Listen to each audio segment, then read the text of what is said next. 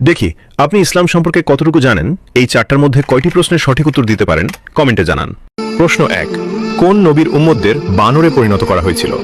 এ মুসা আলাইহিসসালাম, বি দাউদ আলাইহিসসালাম, সি ঈসা আলাইহিসসালাম। সঠিক উত্তরটি হবে বি দাউদ আলাইহিসসালাম। আপনি যদি ইসলামকে ভালোবাসেন তাহলে কমেন্ট করুন আই লাভ ইসলাম। প্রশ্ন 2, হযরত মুহাম্মদ সাল্লাল্লাহু আলাইহি ওয়াসাল্লাম মোট কতটি বিবাহ করেছিলেন? এ 4টি, বি 7টি, সি 11টি। সঠিক উত্তরটি হবে সি 11টি। প্রশ্ন 3, বদরের যুদ্ধে মুসলমানদের পতাকার রং কি ছিল? এ লাল, বি কালো, সি সাদা। উত্তরটি জানার আগে ভিডিওটি শেয়ার করুন। একটি ভালো কথা শেয়ার করাও সাদাকা। এই জ্ঞানটি শেয়ার করে আপনিও সাদাকায় জারিয়াহার অংশীদার হন। আপনার একটি শেয়ার হয়তো হাজারো মানুষকে সঠিক পথে আনবে। সঠিক উত্তরটি হবে বি কালো।